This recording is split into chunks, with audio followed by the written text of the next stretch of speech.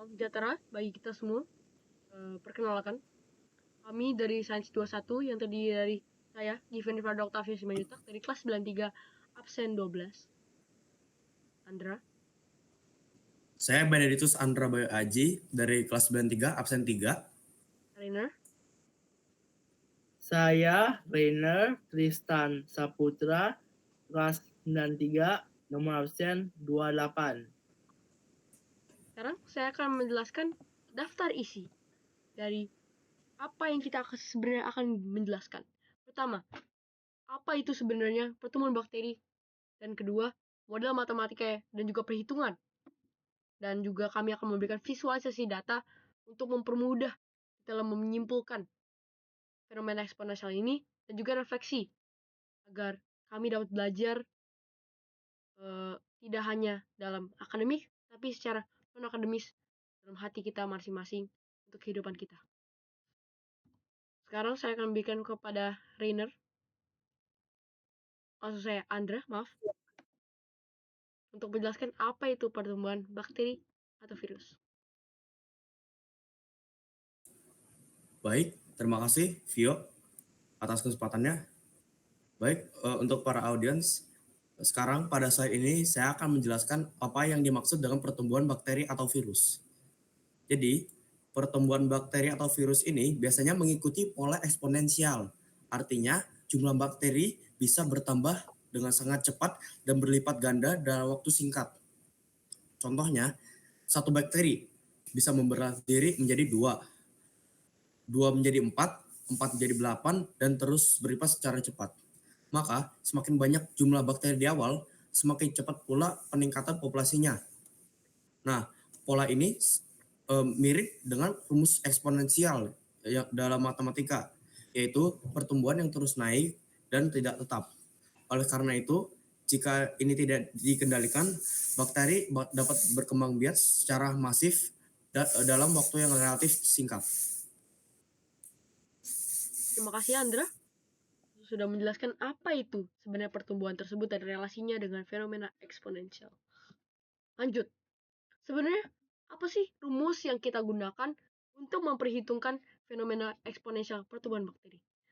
Rumus yang kita gunakan adalah A kurung buka T kurung tutup sama dengan A0, yaitu sebagai nilai awal, dikali dengan kurung buka 1 tambah R kecil, di kurung tutup, pangkat dengan T. Nah, dalam rumus itu mungkin dari kalian belum mengerti sebenarnya apa arti dari rumus tersebut. Pertama, A0. A0 itu merupakan rumus atau data awal yang kita punyai. Nah, pada fenomena eksponensial ini kami menggunakan data awal 100 bakteri. Lanjut, apa sebenarnya itu R yang ada dalam rumus tersebut? Itu adalah laju pertumbuhannya, yaitu kita mengambilnya dalam 1 jam, yaitu T. Setiap per jam, bakteri akan membelah menjadi 2, yaitu pertumbuhannya 50% per jam. Nah, 50% artinya dalam matematika yaitu 0,5. Makanya rumusnya akan menjadi 100. Jika T-nya 0, akan menjadi 100 kali kurung buka 1 tambah 0,5 yang dapat dari 50% kurung tutup dipangkat 0. Karena ini dalam periode yang masih data awal sama dengan 100. Lalu akan berlanjut jika dalam 1 jam T-nya akan berubah menjadi, jika diperhitungkan akan menjadi 150 dan selanjutnya sampai jika 6 jam akan menjadi 1140. Sekarang mari kita lihat data perhitungan di atas dalam bentuk grafik agar pertumbuhannya terlihat jelas dan kelompok kami dapat memaparkan dengan lebih simpel.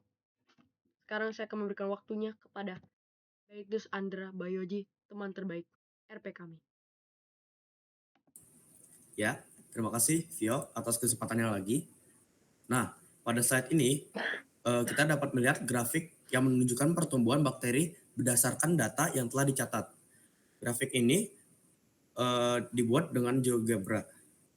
Grafik ini memperlihatkan bahwa jumlah bakteri meningkat dengan sangat cepat seiring berjalannya waktu. Kurva grafik ini berbentuk naik tajam yang menandakan pertumbuhan eksponensial. Nah, jika kita perhatikan pada jam-jam awal ini, mungkin terlihat kecil, tetapi setelah beberapa jam, jumlah bakteri itu meningkat secara drastis. Hal ini menunjukkan bahwa pertumbuhan bakteri tidak bisa dianggap remeh.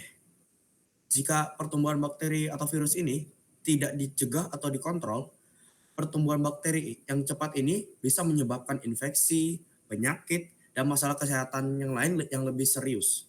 Inilah alasan mengapa menjaga kebersihan tangan dan lingkungan sangat penting dalam kehidupan sehari-hari. Terima kasih Andra. Sekarang saya akan memberikan waktu kepada Rainer untuk menjelaskan dan juga menceritakan refleksi yang kami dapat dari mempelajari materi fenomena eksponensial, terutama pertumbuhan bakteri atau virus. Saya berikan waktu kepada Rainer. Dalam materi ini, kita dapat merefleksikan berbagai hal, seperti dampak positif, bakteri yang bertumbuh dengan cepat berguna dalam proses fermentasi makanan seperti tempe dan yogurt. Mereka juga membantu sistem pencernaan kita untuk memecahkan makanan menjadi zat yang berguna. Dampak negatif, pertumbuhan bakteri dan virus yang tidak terkendali dapat menyebabkan penyakit dan infeksi yang menyebar dengan cepat. Hal ini menjadi masalah serius jika kita tidak menjaga kesehatan dan kebersihan. Nilai kehidupan. Kita harus sadar pentingnya menjaga kebersihan diri dari lingkungan. Rajin cuci tangan, menjaga makanan tetap bersih, dan menghindari kontak langsung saat sakit adalah cara menjaga kita agar tidak mudah terinfeksi. Mencegah dengan bijak.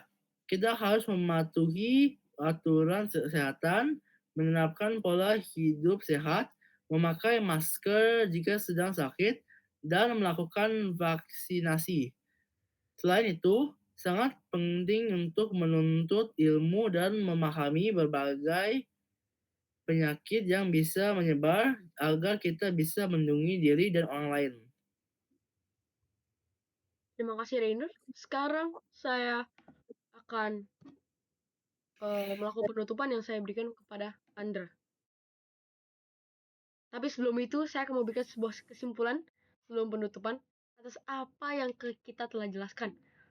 Nah, kita mulai dari awal, bahwa sebenarnya fenomena eksponensial itu sebuah fenomena yang berubah secara drastis yang dapat dihitungkan dengan matematis, dikarenakan mempunyai sebuah pola. Nah, dalam fenomena ini, yaitu pertumbuhan bakteri, kita dapat melihat bahwa pertumbuhan bakteri itu sangat drastis. Dilihat dari grafik, kurvanya menaik dengan tinggi selama 6 jam. Maka, jika kita tidak menjaga kesehatan, bakteri tersebut dapat menyerang tubuh kita dengan sangat cepat. Nah, jika kita membiarkan bakteri itu bertumbuh dalam tubuh kita tanpa kita minum air putih banyak dan juga tanpa kita makan yang sehat, bakteri itu akan terus bertumbuh dan juga tidak atau susah sembuh, yang akan membutuhkan waktu yang lama untuk recover lagi. Ya mungkin secara akademis juga, dalam sekolah mungkin kita jadi tidak masuk sekolah dan juga tidak dapat melakukan ulangan, tidak bisa melakukan PR, dan banyak hal lagi yang efek dalam perjalanan hidup kita. Sekarang saya akan memberikan penutupan pada Andra. Baik, kami mengucapkan terima kasih kepada para audiens yang menonton dan panawak. Mari kita menjaga lingkungan dan kesehatan dengan memahami pertumbuhan bakteri. Sekian, terima kasih. Ad Maiorem Dei Gloriam. Terima kasih. Terima kasih. Terima kasih.